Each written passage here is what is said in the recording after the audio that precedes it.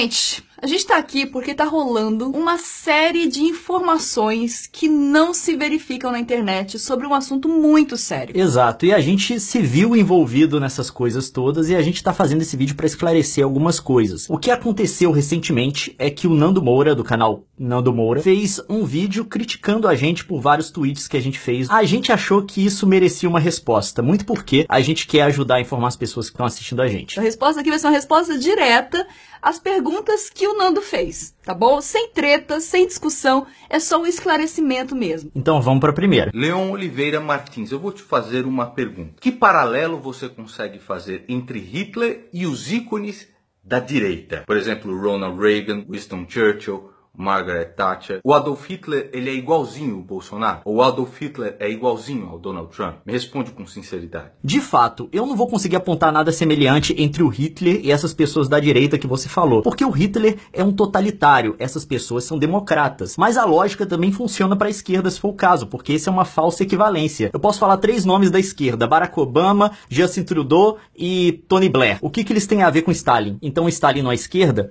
Não é assim que funciona. A distribuição do totalitarismo no espectro político vai tanto da direita como da esquerda. Ele pode chegar pelos 2 extremos do espectro. E é um perigo quando você conduz seu pensamento por aí, porque você mistura tudo no mesmo balaio. É importante entender que o totalitarismo pode existir dos 2 lados. Agora, se você comparar o Adolf Hitler com esses caras aqui, Mao Tse Tung, Stalin, Kim Jong-il, Hugo Chávez, Fidel Castro, você vai ver que cai como uma luva. Nossa, mas é exatamente o que Hitler fez. Exatamente. Só que esses caras não são da direita, eles são da esquerda. Exatamente, Nando, mas é isso que o Leon tá Exatamente, falando. eles são da esquerda, mas são totalitários. Você pode pegar outros totalitários da direita, Pinochet, a junta militar argentina, Saddam Hussein no Iraque também. Enfim, você tem governos totalitários dos 2 lados do espectro. E é justamente por serem governos totalitários que, não importa se são de direitas ou de esquerda, eles vão compartilhar muitas dessas características. Então por que é que você compara Hitler e o classifica na extrema direita? É importante dizer que não é a gente que tá classificando, tá? A novidade nessa classificação surgiu agora. De classificar como esquerda, porque historicamente, se você pegar todos os historiadores, desde o fim da guerra, eles vão colocar o Hitler no espectro da direita. E não existe esse questionamento no meio acadêmico. Não. Essa discussão existe só na internet. Tá na internet. E o que difere um totalitarista de esquerda e de direita é a filosofia básica que vai formar o pensamento político dele. As características de direito do nazismo são bem claras. É um sistema antimarxista e antipolítica de classe. Ele não acreditava numa das concepções fundamentais do marxismo, que é a divisão da sociedade em classes. O que o Hitler queria era uma unificação nacional, territorial e racial. A política racial era muito mais importante. E ele também abominava, obviamente, o universalismo do marxismo. O marxismo quer se expandir, todo mundo é proletário, todo mundo em todo lugar. Aqui não, é o povo alemão. O povo alemão é o centro das coisas, todo o resto existe em função dele. Aí vão perguntar, da onde vocês tiraram isso? A gente vai falar disso quando eu vou falar dos historiadores lá na frente. Aguenta aí. E lá, né, no Twitter, completamente revoltado, ele começa a comparar a economia do período militar brasileiro com a economia de Hitler. Puxa vida. Isso não é uma comparação, Isso não é? Isso eu não vou explicar a história. É que o pessoal tava me tweetando dizendo que a direita acredita no Estado mínimo. É um dos pontos de direita, o Estado tem que ser pequeno. E eu queria dar um exemplo de um governo de direita que não tinha um Estado pequeno. O governo militar brasileiro, independente do que você pensar dele, positivo ou negativo, você tem que concordar que ele não tinha um Estado pequeno. Era um governo de direita que regulava investimento, regulava preço, criou o Banco Central para poder regular a moeda, tirou essa função do Banco do Brasil e tirou a autonomia do Banco Central na mesma gestão. Então, tipo... E é um governo de direita. E é um governo de direita. E é um Estado grande. E é importante a gente contextualizar a informação, Nando. Sim. Esse não é um traço definitivo da direita. É isso Não, que a gente precisa deixar isso muito muda. claro. Existe não é o DNA direita dela. estadista também, tá? O Nando interrompe o pensamento dele, o raciocínio dele, para fazer algumas críticas pessoais. E ele usa um tom de questionamento da capacidade pessoal do Leon, da formação do Leon. A gente entende isso como uma crítica pessoal que não tem a ver com o tema de fato. E a gente não vai dar resposta a isso. Então vamos partir objetivamente para a resposta do que foi questionado com relação às informações sobre nazismo ser de direita ou de esquerda, beleza? Mas agora vamos continuar no argumento que a gente está tratando, vamos passar para as coisas que ele usa para validar o ponto dele, que Hitler é de esquerda, ou que pensadores acreditam que o Hitler seja. Agora, você que diz que todos nós somos aqui perfeitos retardados, Pierre Chanou, professor emérito, PhD da Sorbonne, membro do Instituto, comandante da Legião de Honra, ele diz o seguinte: o nazismo e o comunismo se tornaram, assim, lados opostos da mesma moeda revolucionária, gêmeos heterozigotos. Ele é um idiota também? Mas vamos lá para o que ele argumentou. Ele trouxe o Chanou, um pensador francês muito importante, e ele trouxe também uma informação de um artigo do Chanou, que é uma citação na qual ele diz que o comunismo e o nazismo eram gêmeos heterozigotos, lados da mesma moeda. Mas agora eu tenho uma pergunta para fazer, eu queria que o Nando Moura respondesse com sinceridade. Você leu, antes de gravar esse seu vídeo, o artigo do Chanou, no qual ele usa essa argumentação do nazismo e do comunismo como gêmeos heterozigotos? Porque, como você leu, é como esse argumento é citado no Guia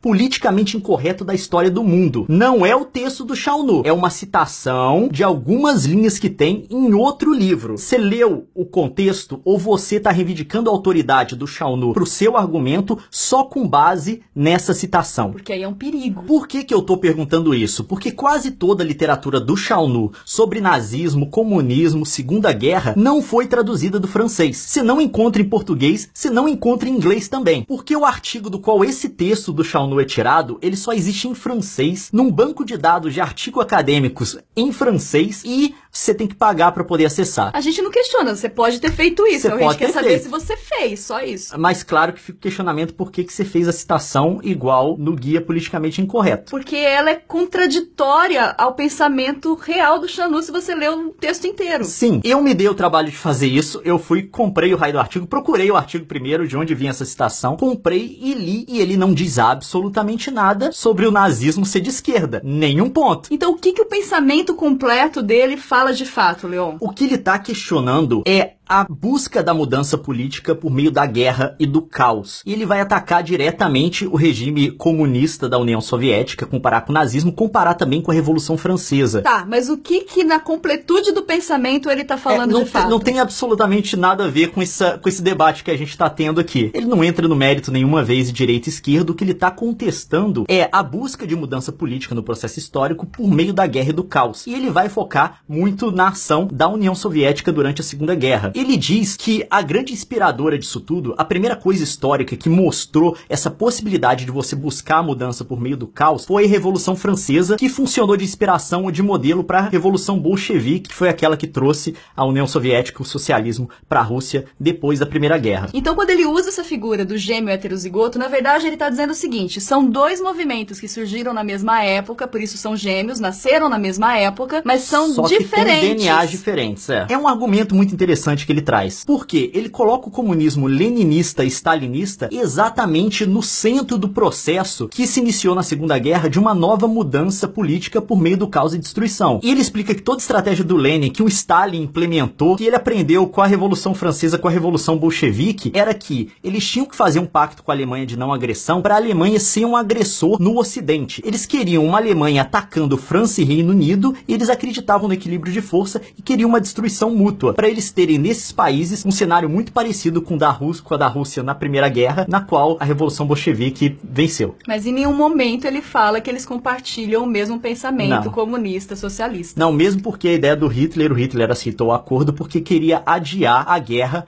com os comunistas. Porque ele queria cuidar do fronte ocidental primeiro, segurar tudo lá e depois voltar para atacar a União Soviética. É um texto muito interessante que a gente recomenda que você leia para entender a ideia total do cara e não pegar um trecho fora de contexto. E aí eu vejo um problema sério na sua argumentação, que é reivindicar ter autoridade sobre o assunto sem de fato ter lido e entendido o que a pessoa que você cita de fato pensa. É o caso de você ter reivindicado um autor, reivindicado um texto dele que absolutamente não aborda o ponto do qual você está falando.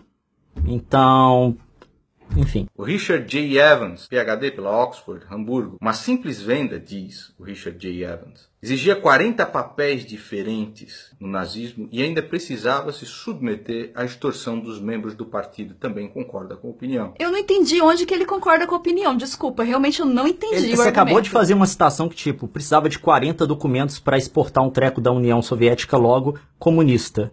É a mesma coisa que eu falar, eu estou segurando uma garrafa d'água, logo meu cabelo é laranja. Não tem conexão. Não tem relação com o fato. Mas aí que tá o problema. Eu fui procurar de onde saiu essa citação. Foi do mesmo suspeito. Ele tirou do Guia Politicamente Incorreto da História do Mundo. Ele tirou a citação e não conferiu o autor. Original. E o autor, tipo, ele é diametralmente oposto de tudo que você acredita, Nando Moura. Desculpa, tá? Vamos lá. Se você tiver muito dinheiro porque o livro é caro, todo mundo pode ler o Richard J. Evans, porque tem um livro dele em português, A Chegada do Terceiro Reich. Eu vou ler algumas citações do livro aqui, na qual ele trata o nazismo como de direita. Na verdade, aparece no livro inteiro. Ele usa o termo extrema-direita, far-right, no inglês, à torta e à direita no livro, para poder se referir ao Hitler e ao nazismo. A minha versão do livro tá em inglês, eu traduzi as citações e eu vou colocar com referência para quem quiser encontrar na edição de Kindle. Quer ler? O nazismo inicial, portanto, como a miríade de movimentos competidores da extrema-direita nos imediatos anos pós-guerra, pertenceu firmemente a esse contexto da ascensão do fascismo europeu. Agora falando sobre a candidatura do Hitler na eleição de 32, que levou ele ao poder em 33. Sua candidatura transformou as eleições em uma competição entre a direita e a esquerda, na qual Hitler era inquestionavelmente o candidato à direita,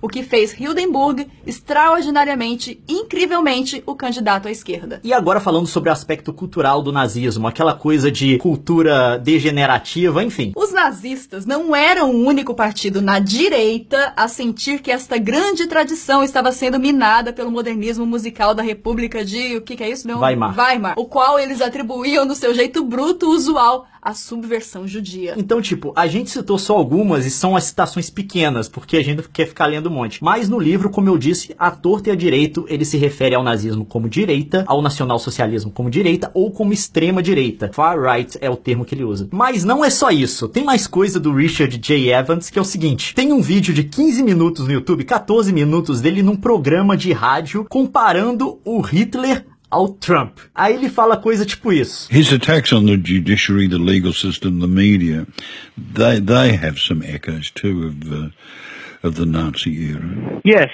you can see echoes there. I mean, so neither Hitler nor Trump, I think, have any respect for the established institutions of the state. A gente vai deixar o link aqui pra você ver tudo que ele tá falando, tá? Tá em inglês, mas se você fala inglês, você não vai ter problema com isso. Mais uma vez, a reivindicação de autoridade de um autor, e dessa vez não é o caso do outro que não tocou no assunto. Esse reivindica o exatamente oposto. Então... é como se eu dissesse, eu gosto de chocolate. E o Leon dissesse pra vocês, a Nilce não gosta de chocolate. Foi basicamente isso com o Richard J. Evans agora. O Richard Overy, PhD em História pela Cambridge, escreveu o livro The Dictators, tá? Fellow of the Royal Historical Society, Fellow of the British Academy, Fellow do King's College. Ele também concorda com essa opinião. Ele é um retardado também, ele é um terraplanista. Ele diz, um dos elementos ideológicos fundamentais é a ciência econômica para o socialismo e a biológica para o nazismo. É o seguinte, em relação a esse autor, eu não sei de onde ele tirou essa citação. Não foi do Guia Politicamente Incorreto sobre a História do Mundo, tá? Eu não encontrei, então não tem como eu comentar porque eu não sei o contexto. Ele pode estar tirando de contexto, como tirou a citação também do Shaunu que a gente falou no início. Ouça de novo esse trecho do que você fala. Um dos elementos ideológicos fundamentais é a ciência econômica para o socialismo e a biológica para o nazismo. Não faz sentido, não o tá ponto, sentido. você não tá Provavelmente, se isso é uma citação de fato, a frase deve ser maior e deve ter algum sentido aí. Mas o jeito que foi dito... Mas é o seguinte, se você der uma olhada no livro que você mostrou aí no The Dictators, Os Ditadores, pode ser meio confuso porque ele se refere à direita na Alemanha como nacionalistas, a extrema direita do Hitler. E ele se refere aos comunistas como marxistas ou comunistas mesmo. Mas ele não usa muito o termo direita, mas de vez em quando ele solta a direita nacionalista. Dá uma olhada no livro, é o termo que ele usa. E não só isso, o próprio Richard Overy fala que comunismo e nazismo são duas coisas diferentes. But I think I want to make it clear right from the start that I don't think of communism and Nazism as the same thing. They are fundamentally different ideologies. A gente não tá negando que os dois se pareçam, não, tá? Os dois são totalitários. Mas um veio pela esquerda do comunismo, outro pelo nacionalismo, que é o termo que o próprio overusa. Mas assim, o livro que você mostrou, dá uma olhada nele, ele se refere à direita como nacionalista, em oposição aos comunistas e marxistas, ele usa o termo também direita nacionalista no livro, então tipo, ele não corrobora o seu ponto, ele definitivamente não corrobora. Tatiana Bushuyeva, que escreveu Red Army and Wehrmacht, How the Soviets Militarized Germany. É um livro muito importante para você ler, Leon. É engraçado, em toda a literatura que eu vi sobre o assunto, eu posso estar errado, eu não vi esse livro ser citado. Ele não apareceu em referência, pelo menos nas bibliografias que eu olhei. Eu não conheço essa autora, não tenho acesso a esse livro. Se eu tentar comprar, eu acho que eu tenho que importar aqui pro Canadá, porque na Amazon só tem no Marketplace, a Amazon nem vende direto, vai ter que vir de um terceiro. Então, não tem como eu comentar esse livro. Se você tiver esse livro, puder me mostrar alguma parte dele que corrobora o que você está dizendo, porque aqui você só jogou o nome de um autor cujo livro ninguém tem acesso. Então, enfim. Mas tira um print um pouquinho maior, assim, pra gente ler todo o contexto. Se tiver o livro, mostra na câmera, assim, de uma Full HD. Se quiser mandar pra gente também, pode mandar, a gente aceita. A gente aceita. A gente precisa ler, no fim das contas. É importante. O Ernst Topisch escreve outro livro também, chamado Stalin's War. Tá, outro livro ao qual a gente não tem acesso, eu não consegui encontrar fácil pra comprar, não tem digital, enfim. Mas é o seguinte, eu meio que tenho a noção do que ele tá discutindo no livro. Ele trata o Stalin como o arquiteto da guerra. É um ponto que vai ao encontro do que o Shaunu falou, que essa coisa do Stalin como sendo o arquiteto da guerra por meio do pacto Ribbentrop-Molotov, que é basicamente soltar... É o pacto de não agressão, tá? A gente falou que não ia ter palavrão nesse vídeo. É o pacto de não agressão da União Soviética, que, tipo assim, que era a ideia de soltar os cachorros nos outros países pra causar caos. Eu acho que ele passa por isso, mas até onde eu sei, ele não faz em nenhum momento o argumento que o nazismo seja de esquerda. Eu precisaria ver isso no livro. Importante. O grande culpado, plano de Stalin para iniciar a Segunda Guerra Mundial, do Viktor Suvorov. Esse Viktor Suvorov fala uma coisa parecida, só que diferente com o do autor anterior. Para ele, já tinha um plano soviético, até onde eu sei, para atacar a Alemanha em 41. Mas tem um porém. Uma coisa que você tem que observar é que ele não é um especialista na área. Ele é um cara normal que decidiu escrever um livro de história. Tipo, ele não estudou história. Ele não estudou, não tem formação em historiografia e tal. Não é demérito pro cara, o livro dele pode ser uma leitura muito interessante, mas é bom tomar aí com uma dose de sal. Ter isso em mente quando você for ler as coisas que ele escreve. Porque academicamente ele não é um livro trabalhado na academia. Ele não é um... Você já leu esses livros, Leon? Bem, acho que eu disse que eu li e que eu não li, né? Você já leu esses livros?